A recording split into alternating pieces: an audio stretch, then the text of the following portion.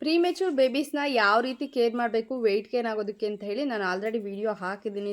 ಅದನ್ನು ಯಾರು ಕೂಡ ಚೆಕ್ ಮಾಡ್ತಾ ಇಲ್ಲ, ಸುಮ್ಮನೆ DM ಮಾಡ್ತಾ ಇದ್ದೀರಾ. ಸೊ ಅದಕ್ಕೋಸ್ಕರ ಈ ಒಂದು ವಿಡಿಯೋನ ಹಾಕ್ತಾ ಇದ್ದೀನಿ.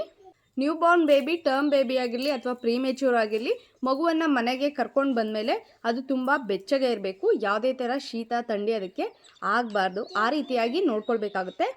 ನ್ಯೂ ಬಾರ್ನ್ ಬೇಬೀಸ್ಗೆ ಪ್ರತಿ 2 ಗಂಟೆಗೊಂದ್ಸಲ ಹಾಲನ್ನು ಕುಡಿಸೋವಂಥದ್ದು ತುಂಬಾ ಇಂಪಾರ್ಟೆಂಟ್ ಆಗಿರುತ್ತೆ. ಇದು ಹಗಲು ಮತ್ತು ರಾತ್ರಿ 2 ಟೈಮ್ನಲ್ಲೂ 2 ಅವರ್ಗೊಂದ್ಸಲ ಕುಡಿಸ್ಲೇಬೇಕಾಗುತ್ತೆ. ಹಾಲನ್ನು ಕುಡಿಸಿದ ನಂತರ ಮಗುವನ್ನು ತೆಗೆಸೋದು ತುಂಬಾ ಇಂಪಾರ್ಟೆಂಟ್ ಆಗಿರುತ್ತೆ. ಕಂಪಲ್ಸರಿಯಾಗಿ ಮಗುವನ್ನು ತೆಗೆಸಬೇಕು. ಇದರಿಂದ ಮಗುವಿಗೆ ಕುಡಿದಂಥ ಹಾಲು ಚೆನ್ನಾಗಿ ಜೀರ್ಣ ಆಗುತ್ತೆ. ಅದರಿಂದ ಮಗು ವೆಯ್ಟ್ ಗೇನ್ ಆಗೋದಕ್ಕೆ ಚಾನ್ಸ್ ಜಾಸ್ತಿ ಇರುತ್ತೆ.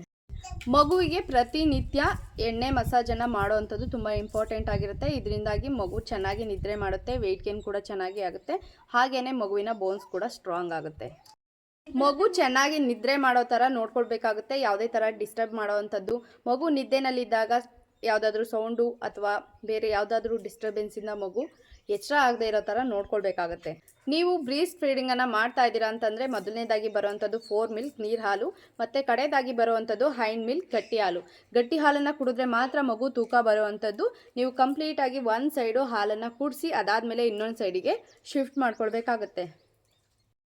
ಹಾಗೆಯೇ ಡಾಕ್ಟರ್ಸ್ ಕೊಟ್ಟಿರುವಂತಹ ಎಲ್ಲ ಡ್ರಾಪ್ಸ್ಗಳನ್ನು ಮಕ್ಕಳಿಗೆ ಟೈಮ್ ಟು ಟೈಮ್ ಕರೆಕ್ಟಾಗಿ ಹಾಕಬೇಕಾಗುತ್ತೆ. ಯಾವುದನ್ನು ಕೂಡ ಮಿಸ್ ಮಾಡೋ ಹಾಗಿಲ್ಲ. ಮಗುವಿಗೆ ಪ್ರತಿನಿತ್ಯ ಟೈಮನ್ನು ಕೊಡುವಂಥದ್ದು ತುಂಬಾ ಇಂಪಾರ್ಟೆಂಟ್ ಆಗಿರುತ್ತೆ. ಟೈಮನ್ನು ಕೊಡೋದ್ರಿಂದ ಮಗುಗೆ ಕುಡಿದಂಥ ಹಾಲು ಚೆನ್ನಾಗಿ ಜೀರ್ಣ ಆಗುತ್ತೆ ಮತ್ತು ಗ್ಯಾಸ್ಟ್ರಿಕ್ ಸಮಸ್ಯೆಗಳು ಎಲ್ಲವೂ ಕೂಡ ಕಡಿಮೆ ಆಗ್ತಾ ಬರುತ್ತೆ. ಇದಿಷ್ಟು ವಿಷಯಗಳನ್ನ ನಾನು ಫಾಲೋ ಮಾಡಿದಂಥದ್ದು ನನ್ನ ಮಕ್ಕಳ ವೆಯ್ಟ್ ಗೇನ್ಗೆ. ಇನ್ನೂ ಹಲವಾರು ವಿಷಯಗಳ ಬಗ್ಗೆ ನಾನು ಡೀಟೇಲ್ ಆಗಿ ನೆಕ್ಸ್ಟ್ ವೀಡಿಯೋಸ್ಗಳಲ್ಲಿ ಹೇಳ್ತೀನಿ.